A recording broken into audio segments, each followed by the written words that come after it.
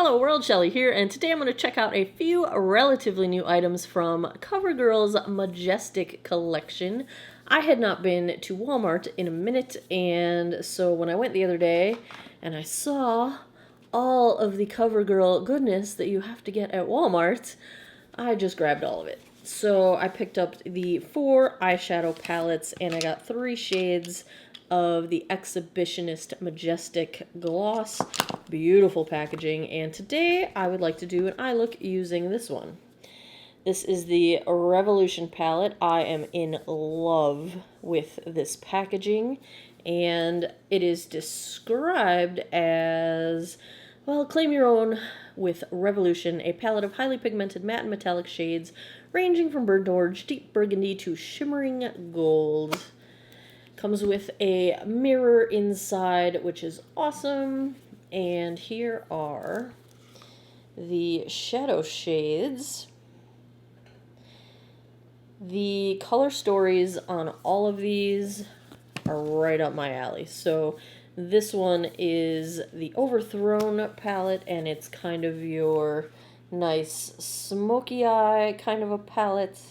And then we've got the Ascension palette, beautiful packaging as well. And if we take a look at the color story, this looks like your nice pastel daytime version. Very, very pretty. And then the last one is the Rain palette. And the color story here just looks like your jewel-toned, sort of shimmery, nice neutrals with pops of color kind of color story. So I actually was very excited about all of these. I had to dig through in my Walmart and get to the 5th or 6th palette in the back of the display to find ones that hadn't been opened, because the only seal was a sticker along the bottom here, so people just rip that sticker off and put their grubby paws all in the eyeshadows and swatch them. And that's disgusting. And you know, there's cameras right there. Like, do these people ever get in trouble? Do they ever get stopped? Clearly not. And how is it not like a safety or a health concern to sell previously opened and touched products? Isn't that the same as like a returned product? I don't know. It's gross, and it really bothers me. People, stop doing that. I don't think any of my viewers would do that. But the people with the grubby paws, get your grubby paws out of other people's makeup. Buy it if you want to touch it, and then bring it back if you don't like it. Anyway, off the soapbox. So we're going to play with this one today. I have already primed my lids with the MAC Paint Pot in Painterly, and I really haven't thought through what I want to do. Let's see here. Let's just swatch a few of these. I'm going to go across the top row, these 3. Oh, let's just swatch a few of them. I can swatch it because I bought it. I skipped the gold shade because I'm not feeling in a gold mood right now. Oh, these are really pigmented. Holy cow. That's from the top row. Let me get a couple of the shimmers on the bottom. I'm going to get the pink one, the blue one, and this darker shade in the corner. Ooh, that's exactly what I hoped it would be. Like a nice cool toned. That blue is almost a blue-green. Oh, that is pretty. Oh, snap, you guys. Alright, I'm going to start with my Wayne Goss 03 and go in with the shade Brazen as a sort of crease transition shade.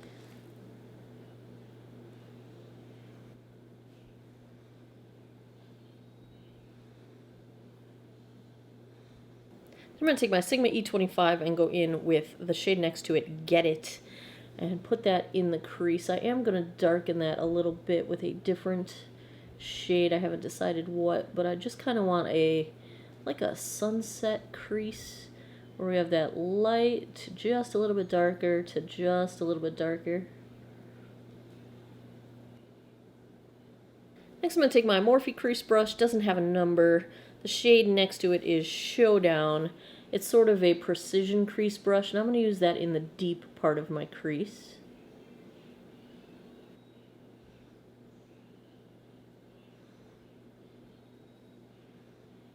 going to switch to a flat shadow brush. This is a Smith 253, and keep using that same shade, Showdown, and put down just a base of color in the outer third to half of my lid. We are going to cover this with a different shade, but I just want to sort of to set the tone, so to speak. With a detailed, tiny little blending brush, this is the Wayne-Goss 20, I'm going to take that shade Dare into my outer crease and the outer third of my lid.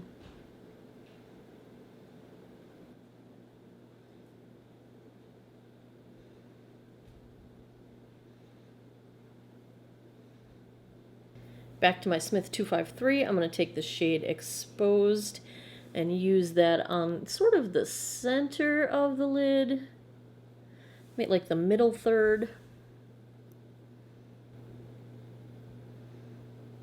Wiped off the brush in a color switch, going to go in with that Peachy Shimmer Commotion and use that in the inner third.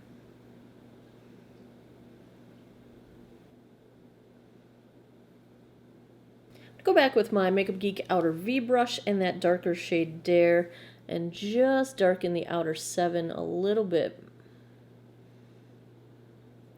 Thank you to Nisha at Sugar Puff and Fluff for the term outer 7. I'm going to take the Wayne-Goss 20 again and a little bit of that first shade Brazen and just make sure we haven't lost it as the transition and blend out the edges.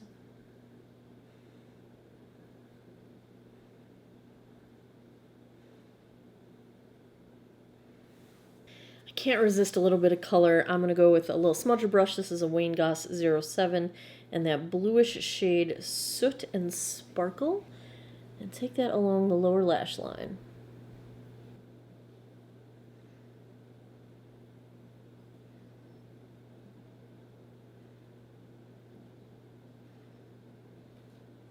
And the Wayne-Goss 20 and a little bit of Brazen to blend the edge out.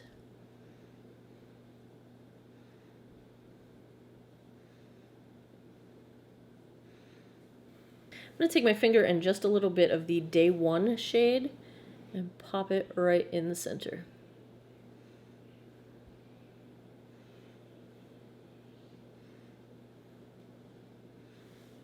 And I'm going to use the little Jaclyn Hill Morphe inner corner brush and Day 1 again for the inner corner.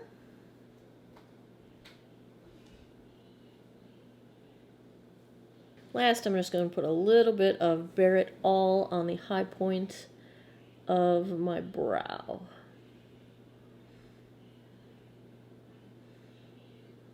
The mattes kick up a little bit of powder in the pan, and I have a tiny bit of fallout. Nothing that's not brushing away, so that's good. For liner, I've got the CoverGirl Get In Line Active.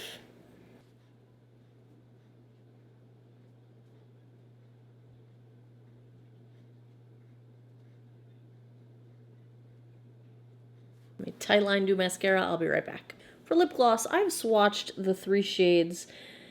Lip gloss is always hard to swatch, but they're very true to what you see in the container. And I'm thinking I'm going to go with the darkest one. Does it have a shade name? I don't see anything on here, but it's this one.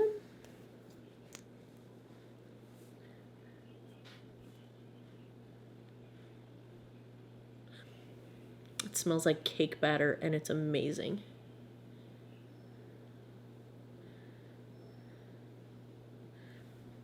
And here is the finished look. I am very happy with how this turned out. The eyeshadow palette, thumbs up on the Revolution from CoverGirl. The mattes blended easily. The shimmers were beautiful, pigmented, blendy. I like the color story of all of these palettes, really. I enjoyed using this one. Thumbs up on the lip gloss. It feels like that kind of slippy formula that sinks into the lips just a little bit and gives you that like really hydrated, plump feeling, but still leaves the, you know, that shield of shiny gloss. I don't know, it's hard to describe. It's the kind that I like. Doesn't feel sticky at all. No stickiness whatsoever. So, yeah, go CoverGirl. As always, enjoying the heck out of CoverGirl. You can get these palettes at Walmart if you are so inclined. If you enjoy these first impressions, try-ons, I look kind of videos, give me a thumbs up down below. Please subscribe if you haven't already. I post new videos every Monday, Wednesday, Friday, 9 p.m. Eastern Time. And as always, thanks a lot for taking some time out of your day to geek out over makeup with me. I appreciate your time, and I hope you guys all have an awesome day or night wherever you are in the world. Take care of each other. Bye-bye.